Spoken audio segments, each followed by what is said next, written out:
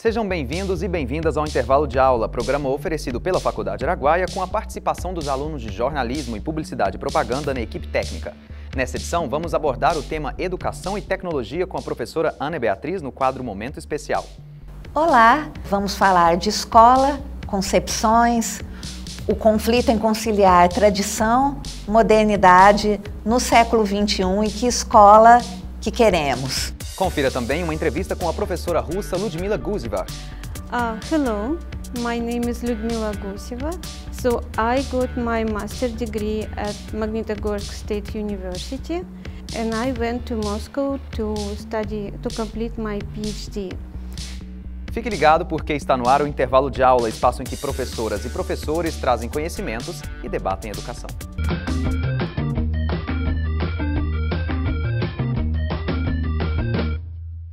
Transforme sua realidade com a Faculdade Araguaia. Torne-se um professor de Educação Física em 3 anos e com apenas mais um ano você garante também a sua formação como bacharel em Educação Física. Faculdade Araguaia, cuidando de sua natureza.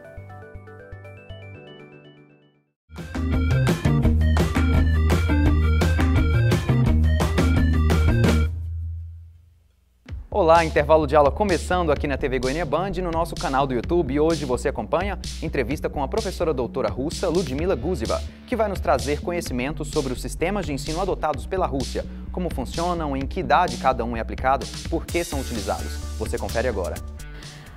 Hello, my name is Ludmila Guseva. So I got my master's degree at Magnitogorsk State University. And I went to Moscow to complete my PhD in education. My PhD was from Moscow Pedagogical University, named after Lenin. I studied pedagogy of elementary education, and I wrote my dissertation about the moral education in micro groups of students. Age 7 to 10 is very sensitive, and this is the age when we should start teach children how to study, how to research, how to work together, and understand that the knowledge they are getting at school is not just the knowledge, but it helps them to live, to survive, to make the decisions, and we teach them how to use the knowledge to solve any problem that occurs in a life. They are so curious and they like to discover. And right now in Russia there are 3 educational systems: traditional, developmental education, Elkonin and Davidov, and system of development education of Zankov. Those 2 systems, Davidov, Elkonin and Zankov, they are very close. They are both based on Vygotsky's theories of zone of proximal development. His ideas that everything, the knowledge should be gained from the activities, different activities, and when children are doing research and work in a group, they have to plan what to do and how to explain the results that they got and present, and how to present. Even traditional system has to use this approach to teach children how to work together in a group of 2 or even 5 in a classroom. If we separate weakest together and the strongest together, there will be no development for any of this group. Well, maybe for the second one would be some, but for the weakness, they will not have the opportunity to learn from their classmates. Teacher always tries to put children of different level of development into one group and gives them the assignment. children know that they have to make up the plan. There is a goal, the theme and the goal. What kids are going to study, and the goal is to make the conclusion. Find out what will happen, and then make a conclusion. So children, they're taking the roles. One is conducting the experiment, another is making the notes, what is happening. Then they all discuss, and other students should write down everything what happened, and one should make a good presentation. The conclusion is not made by one person, the whole group, and they're discussing and they're coming with their ideas. Teachers are asking why Zankov system is only for elementary school and no for the next classes. And Zankov is used to say, this is the most important age, and if we teach during 3-4 years those students how to study, how to research, and etc., they will be ready to do it by themselves. And of course, the development that they got will help them through all life. And when I'm teaching students at university, I can see which school they graduated. And I can say right away, Davidov, Zankov, traditional, or some other program. There are 5 principles of Zankov system. Teaching on a high level of difficulties, but it's not too high. It's optimal level that students can achieve. The second principle is the priority of theoretical knowledge. We are not afraid to talk to children, like I can tell them all the terminology, and there is always one student that will remember. Then second time we mentioned that, more students will remember. And the third time, half of the class. And they are so educated, and they do the research, even dictionaries, orthographical, and different types of encyclopedias. This system is good for everyone and any age. It's so boring when we repeat and repeat, and we just practice. We learn something and then practice, and we have to proceed faster. They have to be happy at school. Doesn't mean that we have to play with them all the time, no, but they are discovering every day. Today they learned this, and next day maybe the same, but at a new level, which is in their zone of proximal development. And going faster doesn't mean that we will just hurry up. Zankov system is called like layered pie. And the fourth principle is that we have to teach children, doesn't matter if they are weak or stronger, we have to teach them in one classroom. Make sure that they communicate and they are in the same project so that they can teach each other or learn from each other. He was against of separating children into different levels, into different classes according to their abilities. And the fifth one is that each student should understand what is the knowledge for, how she can use it, and how it can help in life, and how it connects math, language, nature, science and art, music. So, and there, of course, all the principles has to work together. It's like 5 fingers, and if you don't use one, then there is no effect, no progress. Leonid Zankov was a student and a co-worker of Lev Vygotsky. And he was the very first educator and psychologist to test the theoretical idea of Vygotsky that teaching leads the development. Zankov system is going to celebrate this September 61 years. So it was created a long time ago. The very first class started in Moscow. And it was a very careful experiment. Zankov had a laboratory of developmental education, and co-workers like language, literature, math, and art, music, they were working very careful.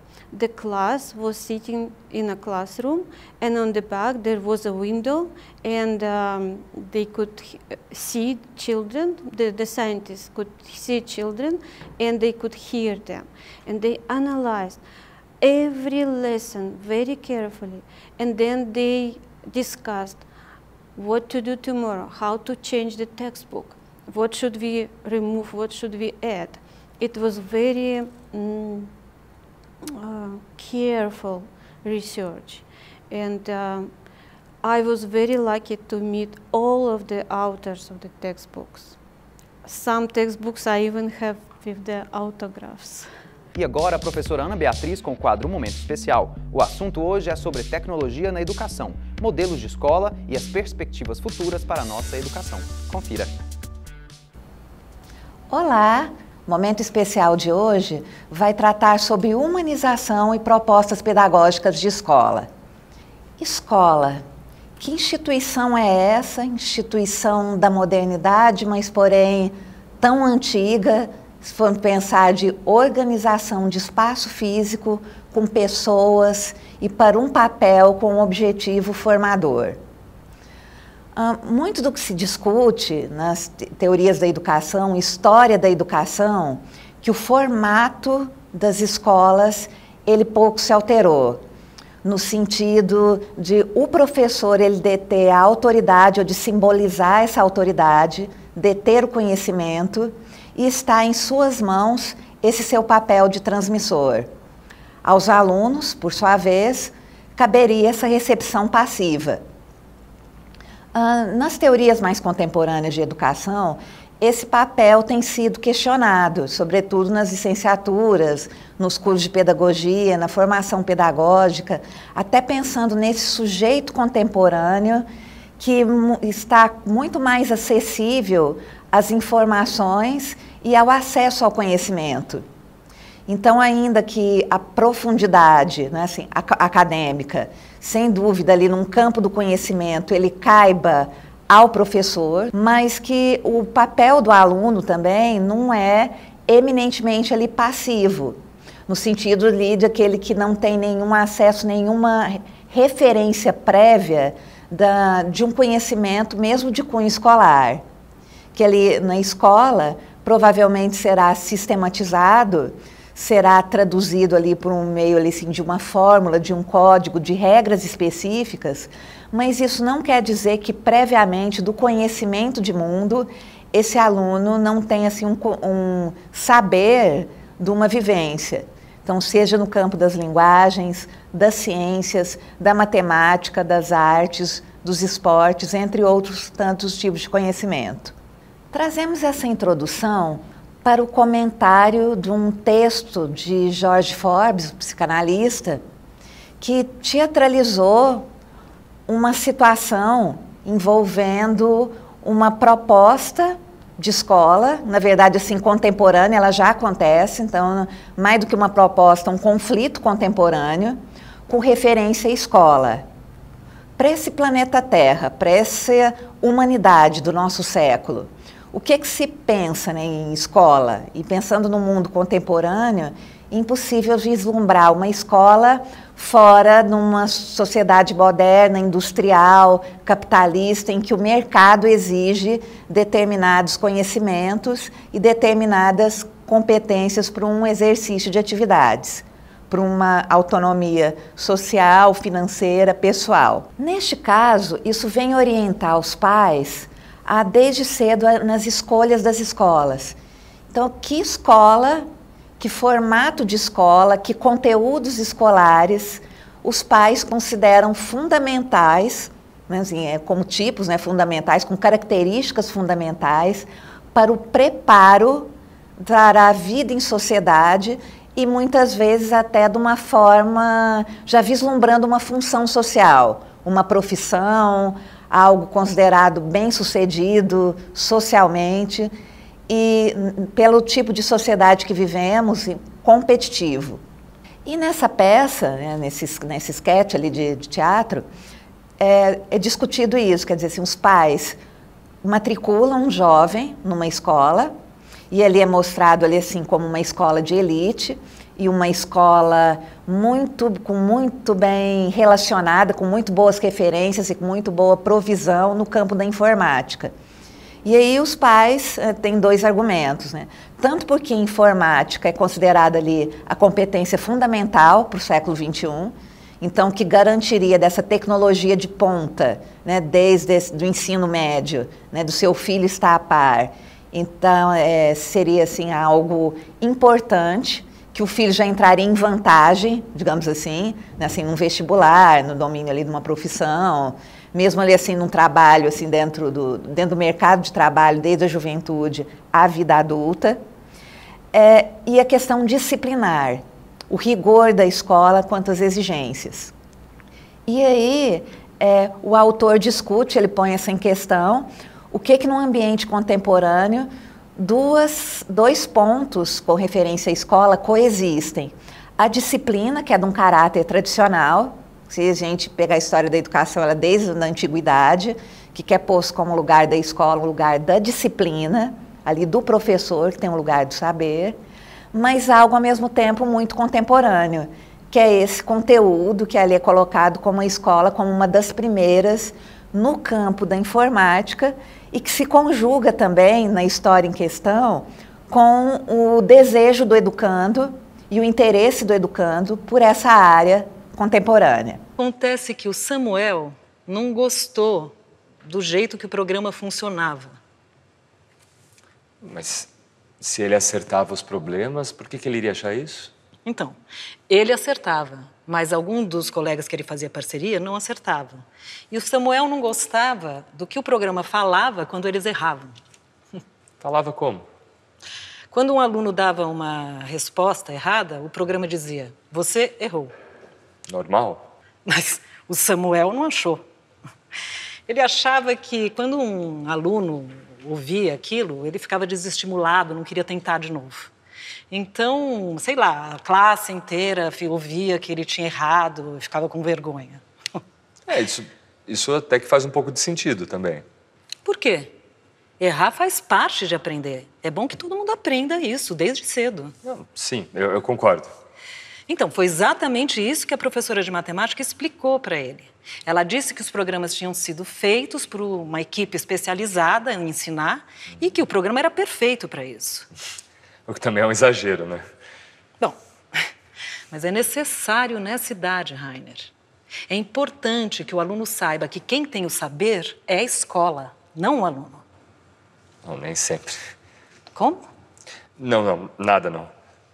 Eu lembro do Samuel ter comentado alguma coisa que ele estava ajudando alguns colegas a resolver uns problemas de matemática. Mas acontece que ele não estava ajudando os colegas a resolverem problemas de matemática. Ele mudou o programa com as atividades. O programa perfeito? De alguma forma, ele mudou o que o programa fala. Agora, quando uma criança erra, o programa diz assim, você está indo bem, tente de novo. Bom, eu até acho que o programa ficou ainda mais perfeito, mas esse não é o ponto. A questão aqui, Rainer, é que ele não tinha o direito em mexer em algo que era da professora, ou melhor, da escola.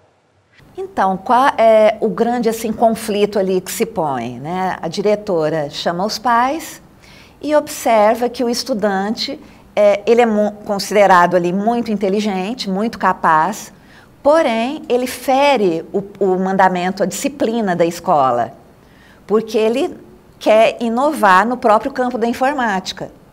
Ele não aceita aquela regra posta.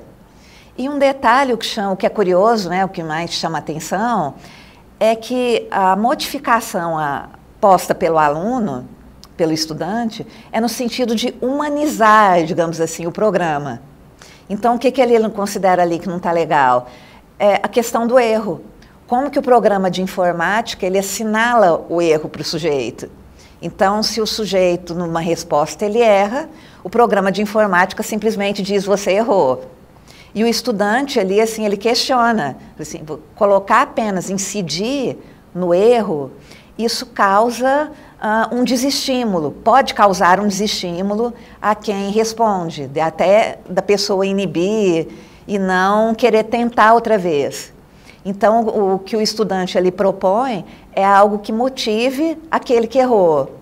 Tudo bem, assim, você não foi bem, não está a resposta correta, mas tente de novo. Desse incentivo, também ali não é que até a diretora diz assim, isso não vem ao caso, mas que ele, assim, do ponto de vista dos pais, principalmente da mãe, ela vai dizer, fala assim, mas assim, é claro ali que vem ao caso, porque é o conteúdo, o que ele quis inserir como conteúdo que poderia, digamos, humanizar ali, assim, uma questão, a própria ali, noção de máquina, do papel da máquina, e aí nós pensamos numa consideração que depois que os pais estão sozinhos vão comentar, que o mais importante é quem está por trás da máquina. O que a gestão considera como fundamental? É só o conteúdo posto ou o que os próprios professores, os docentes, ou o que os próprios alunos, ou ainda mais na cooperação, no diálogo professor-aluno, todos podem fazer em prol da melhora do exercício do uso da tecnologia para uma humanização. Então, que é possível, sim, né, esse casamento, digamos, o que seria o antigo, né, assim, do disciplinar, do moderno, mas repensando-se os atores no mundo contemporâneo, os atores pensando os seres humanos, professores, alunos no mundo contemporâneo, dialogando com as possibilidades. Como que eu reinvento possibilidades, sim, de ordem, de disciplina, de respostas, de cumprimento de tarefas e, por que não, sim, também dentro do mercado, mas também questionando esses valores do mercado. Como que eu também posso humanizar para uma sociedade melhor e até para uma forma econômica, cultural, social, mais humana e mais atenta até à própria motivação afetiva do sujeito para o exercício de suas muitas atividades. Que o futuro do Samuel é com os robôs e não com as pessoas. Não, mas se ele não estiver preparado para lidar com essas formas novas de inteligência artificial, ele vai ficar para trás. Lidar com as pessoas qualquer um consegue, mas só quem estiver preparado para lidar com essas máquinas inteligentes é que vai se dar bem. E a gente? Será que a gente está preparado para lidar com esse mundo que você está dizendo que já chegou? O vídeo, naturalmente, como é a proposta, é até suscitar, né, a reflexão ali assim, no espectador, ele não traz respostas, até o contrário, ele provoca, suscita interrogações, até está a serviço, como ela assim, do próprio propósito do programa, da psicanálise, do instigamento, né, assim, ao pensar a esse diálogo fomentativo, né, da proposta de uma humanização para que ser humano queremos, para que inclusão pensamos, nesse sentido de usar todo esse conhecimento disponível à humanidade, construindo ali pelo ser humano, mas em que medida nós o socializamos ou não, ou se ainda está na mão de poucos, ou como o vídeo mostra até de umas poucas escolas, mas como se assinalam mudanças para uma democratização e para possibilidades de extensão de benefícios para o bem comum e para a adaptação a diferentes necessidades educacionais. E aí se é encerrado, digamos assim, com 3 caminhos ali sim, possíveis, um mais que é firmado na tradição de uma escola que ela se sustenta na disciplina, mas ainda lá na disciplina referenciada no programa existente, no currículo já existente e na figura do professor como ali assim gestora daquilo que já há e que não abre mão dessa modificação. O posicionamento ali materno que é de propor uma educação mais transgressora, nesse sentido de valorizar a criatividade, a liberdade do aluno, mas negar a tecnologia e mesmo assim os valores de mercado contemporâneo, achando que nem o filho nem deveria assim, ter esse acesso para pensar diferente num novo propósito de sociedade e numa proposta que não é explicitamente ali assim mediadora, mas digamos ali que o pai, a posição ali do pai, ele se coloca, como diz ali o autor da peça, até no lugar do não sei, porque ele também assim ele questiona, será que também privar o filho assim desse acesso do que é moderno, do que é contemporâneo, é a solução? E de repente a gente negar também assim o que já existe? Ou também não prejudicaria, por um lado, que é algo que faz parte da vida, então também do interesse do jovem? Não, dessa vez ele não concordou com a forma como o programa selecionava quem respondia as perguntas. Ele mudou as perguntas para não ser selecionado e fugir das respostas? Não foi isso exatamente. Mas então por que ele iria mudar o programa? Só para provar que ele conseguia fazer isso? Ele deu uma explicação e disse que tinha a ver com uma coisa que ele tinha conversado com você. Eu? É. Ele disse que a forma como o programa selecionava de maneira aleatória estava errada. Mas se é aleatório, isso pode acontecer. Não, foi exatamente o que o professor explicou para ele. Ele disse que a máquina tinha sido programada para escolher aleatoriamente. Então não tinha como a máquina estar errada. Aí eu não sei se o Samuel não entendeu ou se ele não aceitou a explicação. Eu sei que ele alterou o programa para que ele não escolhesse quem já tinha respondido até que todos os alunos tivessem a chance de responder.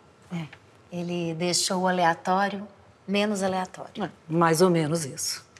Então ele mudou o programa para tentar dar chances iguais para todos. Acho que essa não é a questão, né? Não, eu acho que é sim. Ele fez um ajuste para tentar deixar a máquina mais humana, menos máquina. Mas é exatamente isso que não pode acontecer. Então, por que não? Então, esse lugar de pensar, é possível ali uma conciliação? Até porque se visamos a sociabilidade, a inclusão, nós também precisamos de todos os recursos, todos os problemáticas e que também podem virar, se convergir ali em solução para os nossos problemas e sim pensar em educação, em concepções, em gestões também educacionais a partir dos recursos disponíveis que temos. A Fabiana com uma posição ele sabe, né? E o Rainer com a posição eu não sei. Eu sei, ele sabe, eu não sei. Eu acho bem interessante você ter lembrado dele. E a posição que vai terminar a peça é a posição eu não sei. E assim, trazemos essa reflexão assim, de hoje para trazermos o pensamento sobre assim, escola contemporânea, limitações, avanços e possibilidades entre tradição e humanização. Bom, o intervalo de aula de hoje fica por aqui, mas acompanhe nossas redes sociais e fique por dentro da nossa programação. Acompanhe os bastidores e dê sugestões. Siga também o nosso canal do YouTube para rever esta ou outras edições e compartilhe o que mais gostar. Eu fico por aqui, mas sábado que vem tem mais. Até lá!